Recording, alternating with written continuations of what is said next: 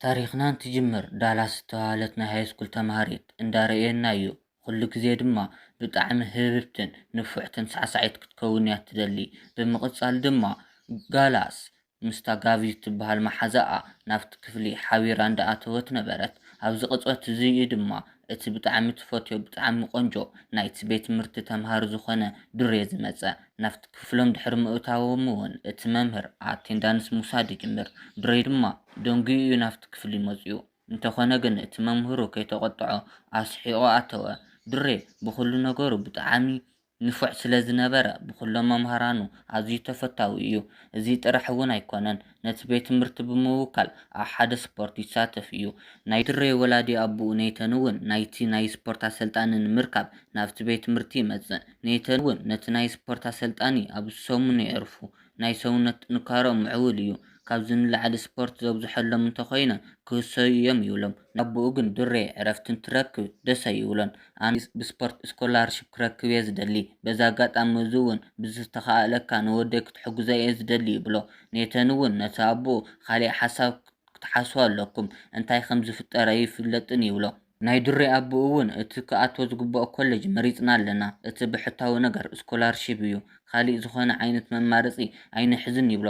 ዳላስ ምስ መሓዛኣ ስዕስዒት እንዳተለማመደት እንከላ ድሬ ከም ኣጋጣሚ ነታ ኩዕሶ ናብ ኣይስንድዋ። ንሳ ግን እታ ኩዕሶ ከይሃረመታ ከላ ነታ ኩዕሶ ሓዘታ። ድሕሪኡ እውን ነታ ኩዕሶ ናብ ድሬ ትስንድዋ። ድሬ እውን ብናይ ዳላስ ክእለት ኣዝዩ ተደነቐ። ኣብዚ ግዜ እዚ ድማ እቲ መሓዝኡ ከይትዝንግዖ እቲ ኣሰልጣኒና ዓብዪ ሓዋዩ እናበለ የዘኻኽሮ። ብድሕሪ እዚ እውን ድሬ ነቲ ኣሰልጣኒኡ ኔተን ንምርካብ ናብቲ ቤት ዕዮ ይኸይድ። ኔተን እውን ኣቦኻ መፅኡ ኣዘራሪቡኒ ነይሩ፣ ክትኣትዎ ትደሊ ኮሌጅ መሪፅካ ከም ዝዛዘምካ ይፈልጥ እየ። እንተኾነ ግና እንታይ ከም ዝፍጠር ስለ ዘይፍለጥ ካልኦት ኣማራፅታት እውን ክትሕዝ ኣለካ። ድሬ ግን ልክዕ ከም ወላዲ ኣቡኡ ዓንቃፅ እዩ። እቲ ኣሰልጣኒኡ ንዝሃቦ ምኽሪ ብፍፁም ክቕበሎ ኣይከኣለን። ድሬ ድሕሪ ካብቲ ናይ ኣሰልጣኒኡ ቤት ዕዮ ምውፅኡ ሕጂ እውን ንኻልኣይ ግዜ ምስ ዳላስ ይራኸቡ።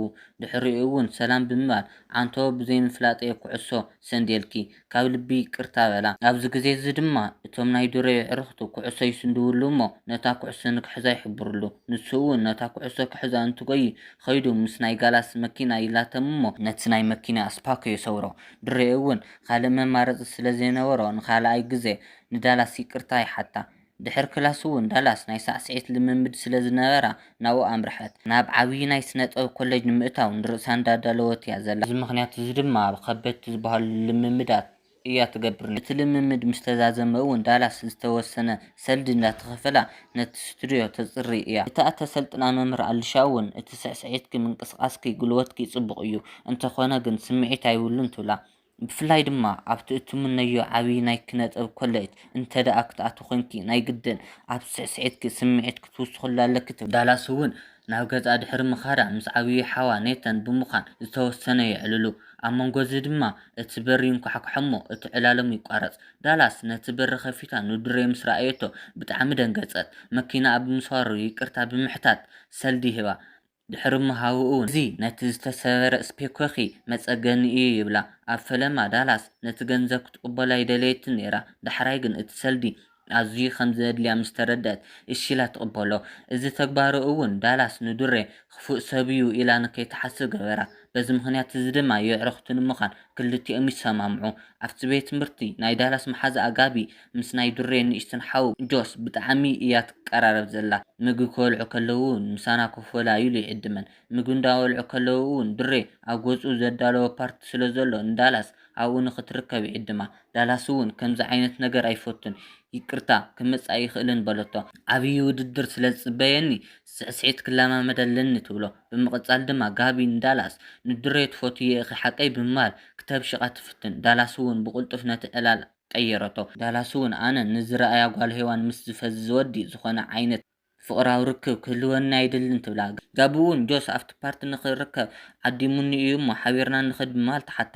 ኣብቲ ፓርቲ እውን ዳላስ ንጆስ ከምኡ እውን ጋቢ ገዲፋቶም ትኸይድ። ከም ኣጋጣሚ ኮይኑ እውን ምስ ድሬ ይጋጨው እሞ ዓይኒ ንዓይኒ ይረኣዩ። ብድሕሪኡ እውን ናብቲ ንሳ ኮፍ ኢላትሉ ዝነበረት ሶፋ ብምኻድ ንምንታይ ብሓደ ዘይንኸውን ኢሉ ይሓታ። ንሳ እውን كم زخمخ عين تعودات أنا زمرت ما يكونن بمال تنقر أما قامون زي المود سمعت ولا قان تنورت صبوا جزين محلافكن اندفتن يوم دحرستو سنة عن حيتون قابت متصمو أنا ناوجز حيزك خير يخلن مش جوست درار كنولع تقاطير ناينات ولا دالاسون نتعركا متان كي تسل شويلات صقمي ولن كيدي تبلا دحريون توسنة هدات سلازنبرة بإجران جز أمرحت ኣብዚ ቐፀት እዚኢ ድማ ድሬ ብሞተር ይመጽእ እሞ ከፋንዎ ኪብላ ንሳ እውን እሺ ብምባል ብሓደ ይኸዱ።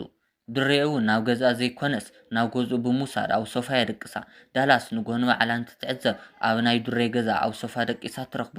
በቲ ዝተፈጠረ ነገር ብጣዕሚ ሓፊራ ካብቲ ገዛ ክትወፅእ እንትብል ድማ ድሬ ምስ ኣቦኡ እንትጓንፅ ትሰምዕ። ኣቦኡ ብጣዕሚ ሓያል ሰብ እዩ። ናይ ወዲ ድሌት ኣይሕልወሉን። ንሱ ብዝበሎ መንገዲ ጥራሕ እዩ ንኽጓዓዝ ዝደሊ። ለዝኾነ እውን ደቂ ኣንስትዮ ምድላይ ገዲፍካ ሙሉእ ትኹረት ካብ ትምህርትካ ግበር ይብሎ። ድሕሪ እታ መዓልቲ ድማ ዳላስ ምስ ድሬ ንሰሙናት ይዕልሎም ኣይፈጡን። እኒ በዓል ድሬ ድማ ኣብ ቅድሚኦም ዝፅበዮም ሓደ ዓብዪ ውድድር ኣሎ። ነቲ ውድድር እውን እንዳተዳለዉ እዮም። ድሕሪ እቲ ውድድር እውን ኩሎም ሓዊሮም ግዜ ስለ ዘሕልፉ ጋቢ እውን ነዚ ቀምሽ ዝሓዝዮ ንድሬ ዕድል ሃብዮ ብምባል ትምዕዳ ናብቲ ውድድር እንትኸዳ ድማ ከም ኣጋጣሚ ኮይኑ ኣብታ ዝኸዳ ላባስ ዳላስ ምስ ጋቢ ብሓደ ኮፍ ማል ኣይከኣለን። ድሕሪኡ እውን እቲ ክፍቲ ቦታ ምስ ድሬ ስለ ዝነበረ ከይዳ ምስኡ ኮፍ ትብል። ኣብ ፈለማ ዝተወሰነ ደቢሮዎም ነበረ። ድሓር ግን እንዳዓለሉ እንዳተፃወቱ እቲ ጉዕዞ ይቕፅል። እቲ ውድድር እውን ብናይ በዓል ድሬ ጋንታ ዓወት ተዛዘመ። ስለ ዝተፈቐደሎም እውን ኩሎም ብሓባር ብምዃን ዓወቶም ምኽባር ይጅምሩ። ዳላስ ግና ከምዚ ዓይነት ነገር ስለ ዘይትፈቱ ንብሕታ ግዜ እንዳሓለፈት ነበረት። ኣብታ ቅፅበት እውን ምስ ድሬ ይራኸቡ። ድሕሪኡ እውን ንምንታይ ምሳይ ፅቡቅ ግዜ ዘይትሕልፍ ይብላ። ንሳ እውን እታ መሓዛኣ ዝመዓደታ መዓዳ ብምዝካር ክዳና ቀይራ ሓቢሮም ይወፁ። ክልቲኦም እውን ተታሓሒዞም ናብ ክለብ ይኸዱ። ድሕሪኡ እውን ስዕስዒት እንዳላማመደቶ እንዳሳዕስዑ ፍርቂ ለይቲ ይኸውን። በዚ ምክንያት እውን ብጣዕሚ ቀራረቡ ጀመሩ። እንተኾነ ግና ልክዕ ናብቲ ዘዕርፍሉ ቦታ እንትምለሱ ኒተን ሓዞም። ድሕሪኡ እውን ኒተን እንታይ ትገብሩ ነርኩም ክሳብ ሕጂ ንመን ከፍቂድኩም በሎም። ብድሕሪኡ እውን ብዘይ ፍቃድ ካብቲ ዘዕረፍሉ ሆቴል ብምውፅኦም ኣብ ፀገም ይኣትዉ። ንዳላስ ከም ኣቦኣ ኮይኑ ዘዕበያ ኔተን ብምንባሩ እሱ ይቐርብ። ብዘይ ፍቃድ ወፂኦም ብምኻዶም እውን ክልቲኦም ካብ ቤት ትምህርቲ ንዝተወሰነ ግዜ ይስገጉ። በቲ ውሳነ እውን ዳላስ ኣዝያ ጓሃየት። ንሰሙን ዝኣክል ናብቲ ቤት ትምህርቲ ንኸይመፁ ብምእጋዶም ዳላስ ዝበዝሕ ግዜኣ ስዕስዒት ብምልማድ እያ ትሕልፎ ዝነበረት። ድሬ እውን ሓደ መዓልቲ ንዓዓ ንምርካብ ስዕስዒት ናብቲ ትለማመደሉ ቦታ ይመፅእ። ብድሕሪኡ እውን እቲ ጥፋት ናተ እዩ ኢሉ ብዘይ ምዝራቡ ይቅርታ እንዳበላ ክዕረቑ ይፍትን። እንዳተጓነፁ እንከለዉ እውን እታ ናይ ዳላስ ናይ ስዕስዒት መምህር ትመፅእ። ድሕሪኡ እውን እታ መንጎኦም ዘሎ ነገር ብምዕዛብ ንምንታይ ብሓደ ዘይትስዕስዑ ብምባል ሕቶ ተቕርበሎም። ዳላስ እውን ካልእ መማረፂ ስለ ዘይነበራ በቲ ሓሳብ ትስማዕማዕ። ምስኡ ኣብ ትስዕስዐሉ ግዜ ድማ እቲ ሳዕስዒት ስምዒት ዝተመልኦ ነበረ። በዚ ምክንያት እዚ እውን እታ መምህራ ኣዝያ ትሕጎስ። ድሕሪኡ እውን ከምዚ ክትስዕስዕ ትኽእል እንተኾንኪ ብዘይ ምንም ቅድመ ኩነት ክትኣቲ ትኽእል ኢኺ በለታ።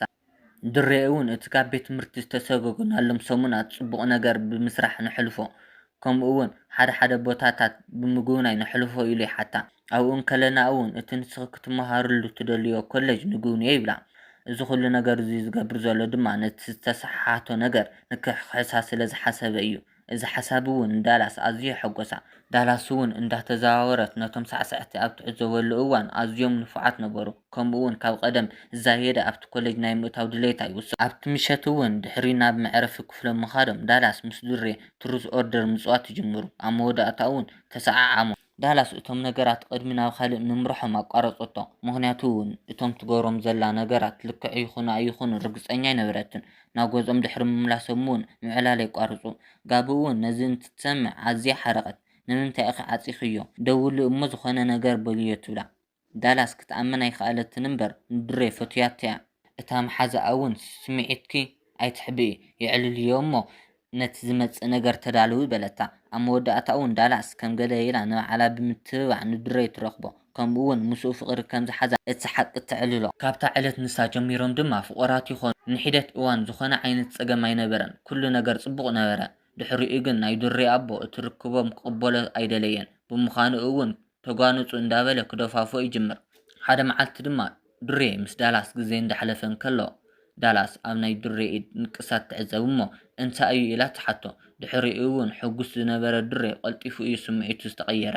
ቅፃል ድማ ኣብይ ትበሃል ማንታ ሓፍተይ ነይራትኒ ንዓዓ ንምዝካር እየ ተነቂሰ ኢሉ ነገራ ኣብ 8 ዓመትና እንከለና እዩ ነይሩ መዓልቲ ውልደትና ንምኽባር እንዳተዳለወና እንከለና ኣቢ ካብ ገዛ ትጠፍእ እሞ ዋላ እንተተደለየት ክትርከብ ኣይከኣለትን ስለዝኾነ እውን ንሓፍተይ ምስኣነይ ኣዝዩ ሃሲኒ ኢሉ ይዕልላ ዳላስ እውን ነቲ ታሪክ ብስቕታ ድሕሪ ምዕዛብ ኣጆኻ እንዳበለት ክተፃናንዖ ትፍትን ድሕሪ ዝተወሰነ መዓልትታት ድማ ድሬ መዓልቲ ውልደቱ ንምኽባር ዳላስ ከምኡ እውን ሓዋ ናብ ገዝኡ ዓደሞም ኣብቲ ናይ ምሳሕ ሰዓት እውን ኩሎም ኣብ ዝተኣከበሉ እቲ ሳቡኡ ነቲ ርክቦም ስለዘይተቐበሎ ሓደ ሓደ ሕማቓት ዕላላት ክዕልል ይጅምር ድሕሪኡ እውን ሙሉእ ቀልብኻ ክትገብር ዘለካ ኣብቲ ኮሌጅ ንምእታው እዩ እንትብሎ ድሬ እውን ካልኦት ነገራት እንዳሓሰብኩ እየ ሙሉእ ቀልበይ ኣብኡ ኣይገብርን ይብሎ በቲ ውሳነ እውን ኣቦኡ ኣዝዩ ሓረቐ ሙሉእ ብምሉእ እውን ዳላስ ክወቅስ ይጅምር እንታ ዘይትረብሕ እያ ናብ ሂወትካ ካብ ተኣቱ ጀሚራ ኩሉ ውሳነታትካ ዘይረብሕ ዝኸውን ዘሎ ይብሎ ዳላስ እውን ናይቲ ኣቦኡ ዕላል ኣዝዩ ስለዝሃሰያ ተስያ ነቲ ፕሮግራም ራሕሪሓ ትኸይድ ድሬ እውን ደድሕሪኣ ብምስዓብ በቲ ናይ ኣቦኡ ቦታ ብምዃን ንሱ ይቅርታ ክሓታ ይፍትን ዳላስ እውን ኣነ ንስኻን ብሓደ ክንከውን ኣይንኽእልን እንተፈላለና እዩ ዝሓይሽ በለቶ ብምቕጻል ድማ ዳላስ ድሕሪ ምስ ድሬ ምፍላያ ካብ ኩሉ ሰብ ትርሕቕ ሓደ መዓልቲ እውን ጋቢ ንዳላስ ንምርካብ ናብቲ ናይ ስዕስዒት ስቱድዮ ትመጽእ ድሕሪኡ እውን ንዓኺ ንዝሓስብልኩን ንዝግደስልኩን ሰባት ምርሓቕ ልክዕ ኣይኮነን እንትብላ ንዕዘብ ዳላስ እውን ናብ ገዝኣ ድሕሪ ምኻዳ ንሓዋ ዝስምዓት ዘሎ ስምዒት ብዝርዝር ትዕልሎ እቲ ሓዋ እውን እንዳሓቆፈ የፀናንዓ ብድሕሪኡ እውን ኣብቲ ናይ ኮሌጅ ውድድር ኣብ ክንዲ ቪድዮ ምልኣኽ ንኣካል ዘይተወዳደር ይብላ ዓመት ሙሉእ እውን መታን ንሳናፍቲ ውድድር ከይዳን ንክትሳተፍ ሰልዲ እንዳወህለላ ምንዋሩ ይነግራ ንሳ እውን ኣዝያ ተሓጎሰት ብምቕጻል ድማ ዳላስ ሓዋ ኣብ ጎና ምዃኑ ኣዝዩ እንዳሓጎሳ ከምኡ እውን ናህር እንዳወስኸላ ነቲ ውድድር ምድላው ትጅምር በቲ ካሊእ ወገን ድማ ድሬ እቲ ዝስምዖ ስምዒት ንምዝራብ ብምውሳን ምስ ኣቦኡ ምዕላል ይጅምር ንፈለማ እዋን ኣቦኡ ስለቲ ዘብፅሖ ልፅዑን ተነገሮ ድሕሪኡ እውን ድሕሪ ሕጂ እቲ ህይወት ክትውስነለይ ኣይደልን علي كوسنا لن يلي نقرأ بمقصال دم أبوه نخلو نجار يكرتها بمحتات أو قلنا خمس خون يحبرلو دالاس نافت كوليج مأتو زخون وددر كتكبر تخيل تم نايتو وددر دياناون بخيلاتها زيم تدنقو كم تتدالي زنورتون الكوليج تقبلها إذا عزيز حق زينا نمحزاء نجارتا دالاس ندري كازن لعلي عصو سلازيدليت خيداي على لتو مودعتا دما قدم نافت كوليج يتخدر لغزي زلغزي حاويرم غزيان محلا في السمام خالق قصون دري نابت زداليو كوليج أتو أبوون بناي ود حقوس دس بلو دالاس ناب كوليج تأتو لغزي بمؤخلو نحاوات سنويتات وصل قال كم زأتو ولا أون كساب ات كوليج حيزوا يخير نسا أي فلت اتنمبر دري كاك رحق سلاي زيداليه نسا نافت زلتو كوليج اسكولار رخيبو ينيرو دالاسون ندري انتريو أزيادن قزل بتحقاسون اندانوعات خيرات حفظو في المنادمة عزيز زازم